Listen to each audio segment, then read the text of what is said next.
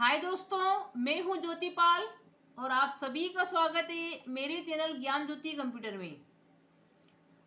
दोस्तों, आपको पता है कि हम ट्रेनिंग सेंटर है हमारा और हम यहाँ पे ट्रेनिंग दे रहे हैं आपको कोर्सेज की।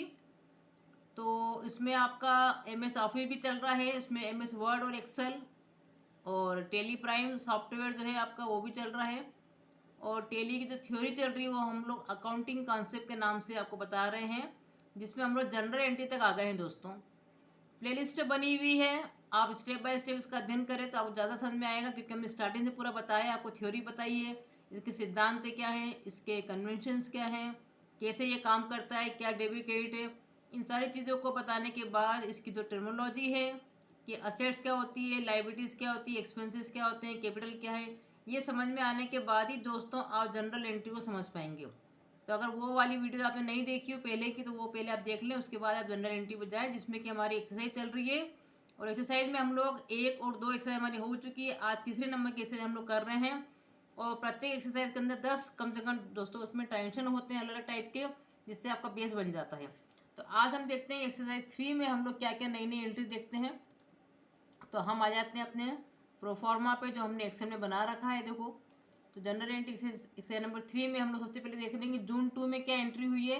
ये आपका प्रोफार्मा है और एंट्री करने के क्या सिद्धांत हैं, कैसे की जाती है, वो सब मैं आपको पहले पढ़ा चुकी हूँ दोस्तों थ्योरी में। इसमें डायरेक्टली अब आपको जनरल एंट्री करवा रही हूँ। तो यहाँ पे जून 2 में ये बता रहे हैं कि, तो आपको पता है कि प्रोफार्मा में डेट जहाँ पर होती है वहाँ पे अपन डेट डाल देते हैं। उसमें बोल रहे हैं कि mister Ajay Kumar command business with cash और ₹40,000, 40,000 रुपये का कैश है। बैंक बैलेंस है उसमें 25,000 का। और साथ ही साथ एक फैक्स मशीन है जो कि 6,000 की है। एक फ़ोटोकॉपी मशीन है जो कि 4,000 का है। तो इतनी चीज़ों के साथ उसने बिजनेस स्टार्ट किया है। और आपको पता है कि बिजनेस और बिजनेसमैन अपने आप में अलग अलग होते हैं। तो जो स्वामी होता है, जो ऑनर होता है, वो जो भी कुछ पैसा बिजनेस में लगाता है उसको अपन कैपिटल के नाम से बताते हैं, जो कि मैं आपको बता चुकी हूँ कि स्वामी का 2 ही अकाउंट होता है, कैपिटल अकाउंट और ड्राइंग्स अकाउंट।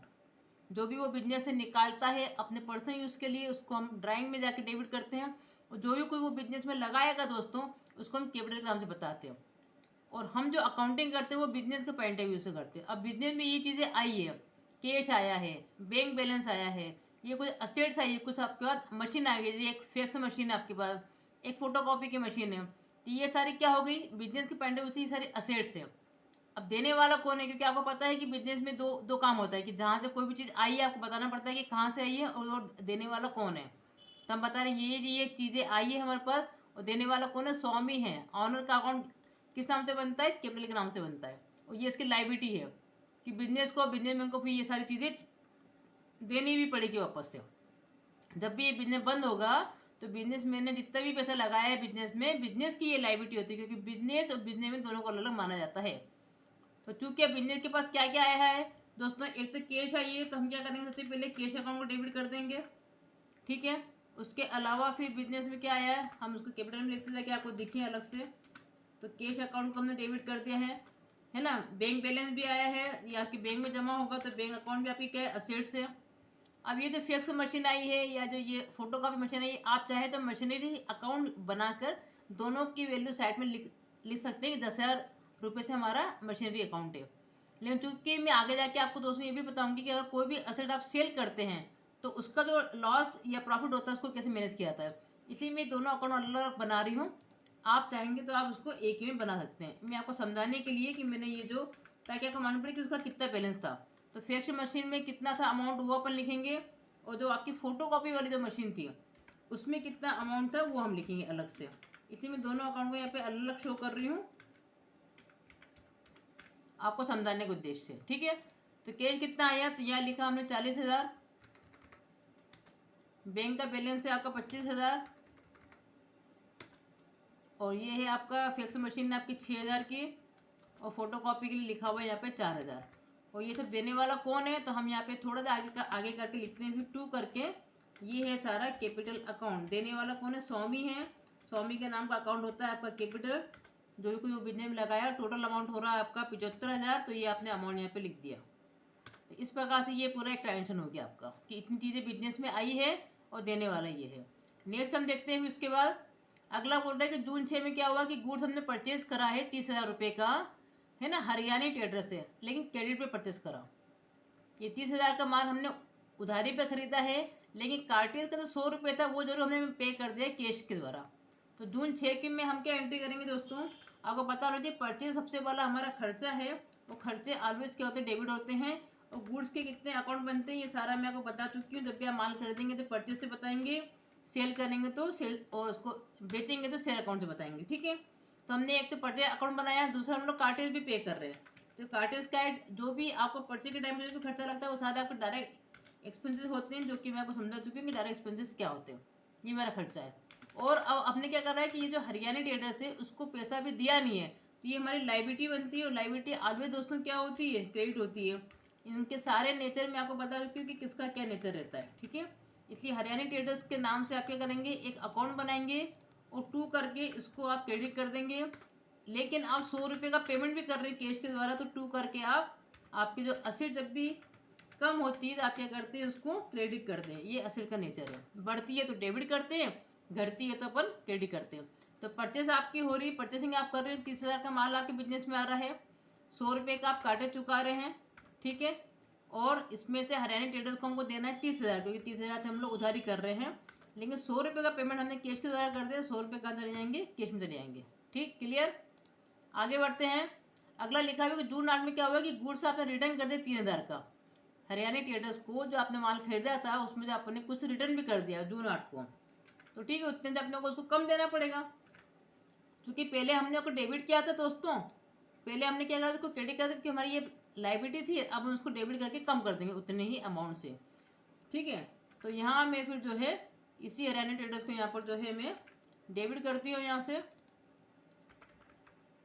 तो हरियाणा ट्रेडर्स अकाउंट हमारा क्या हो जाएगा, ये हरियाणा ट्रेडर अकाउंट, हालांकि इस पर देखिए हमको यहाँ पे DI भी लिखना होता है, मैं अभी आपको शॉर्ट में बता रही हूँ।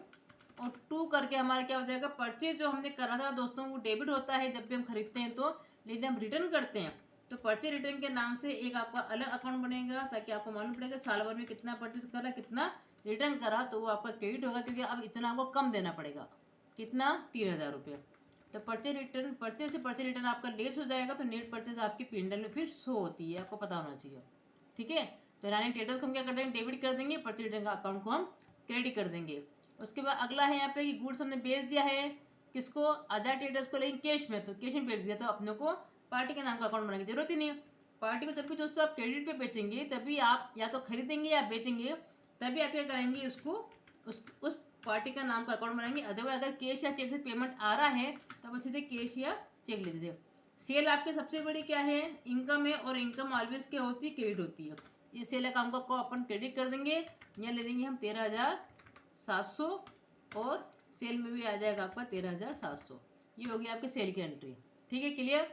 पांचवी एंट्री है आपकी कि हमने ऐसे ही खरीदा, एयर कंडीशनर खरीदा 22,600 का वो भी चेक के द्वारा, किससे खरीदा, सुप्रीम इलेक्ट्रॉनिक्स से।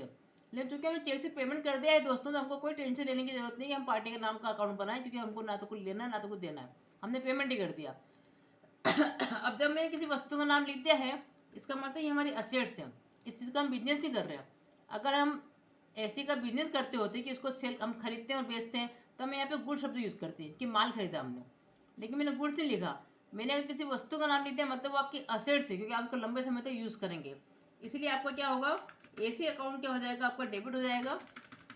और चूँकि आप पेमेंट कर रहे हैं कोई चेक से कर रहे हैं, तो बैंक अकाउंट से आपका पैसा कम हो जाएगा। बैंक आपकी असेट्स है, जब भी कम होती है क्या करते हैं, उसको क्रेडिट करते हैं, तो ऐसी आपकी असेट्स ही हो जाएगी 22,600 से डेबिट, और बैंक अकाउंट आपका 22,600 से क्या हो जाएगा, क्रेडिट हो जाएगा। आपकी 22,600 से कैश कम, ये बैंक अकाउंट कम हो जाएगा। उसके हमने सैलरी चुकाई है, तो ये दोस्तों जून 19 में, तो उसमें हम लोग पेमेंट कर रहे हैं, इलेक्ट्रिक बिल का भी पेमेंट कर रहे हैं 1,000 रुपये का, सैलरी दे रहे हैं हम 5,000 रुपये की, रेंट दे रहे हैं हम 4,000 रुपये का, सबको पेमेंट कर रहे हैं कैश के द्वारा। सारे हमारे खर्चे हैं, सबका नाम लिख दो स्टेप बाय स्टेप। सबसे पहले हमारा सैलरी अकाउंट हो रहा है, क्योंकि एक ही डेट पे सारा पेमेंट कर रहे हैं, तो इसको बोलते हैं मल्टीपल एंट्रीज करना एक साथ। यहाँ हम लिख देंगे इलेक्ट्रिक एक्सपेंसेस, तो इसको बोलते हैं मल्टीपल एंट्रीज आपकी, ठीक। मल्टी अकाउंट हम यहाँ पे लिख के एक ही एंट्री में सब कुछ करने हैं, और रेंट अकाउंट कर देंगे हम यहाँ पर डेबिट। ये सारे DR हो गए हैं, और पेमेंट कर रहे हैं हम कैसे, सभी का पेमेंट कर रहे हैं हम कैश से, तो कैश अकाउंट को एक साथ हमने क्या कर दिया, यहाँ पर क्रेडिट कर दिया, ठीक है। तो सैलरी में आपका आ जाएगा 5,000, इलेक्ट्रिसिटी का बिल है आपका 1,000 और रेंट है आपका 4,000, मतलब टोटल आपने पेमेंट कर दिया कितने का, 10,000 का। ये आपका हो गया है, ठीक है। अच्छा, अमाउंट डिपॉजिट करा हमने 2,000 का for telephone connection by cash. जब टेलीफोन का दोस्तों कनेक्शन लेते हैं तो एक सिक्योरिटी के लिए जब हमसे कोई पेमेंट रखवाया जाता है, तो जब वो टर्म्स एंड कंडीशन हमारी ख़त्म होती है या हम टेलीफोन का जो कनेक्शन हटाते हैं, तब वो डिपॉजिट किया हुआ अमाउंट को वापस मिल जाता है। तो जब भी कोई चीज़ आप डिपॉजिट करते हैं ना दोस्तों, वो आपकी असेट्स होती है, वो आपका जस्ट आपका कैश वहाँ पे रखा हुआ है एक तरीके से। या तो अपन सेल्टेस का नंबर लेने के टाइम पे जो हम लोग सेल्टेस के लिए जो हमको डिपॉजिट करना होता है, या कहीं पे हम रेंटल में कुछ रूम लेते हैं वहाँ पे कोई हमको डिपॉजिट करना होता है, तो जितने भी आपके डिपॉजिट होते हैं दोस्तों, वो सब क्या है, आपकी असेट्स हैं।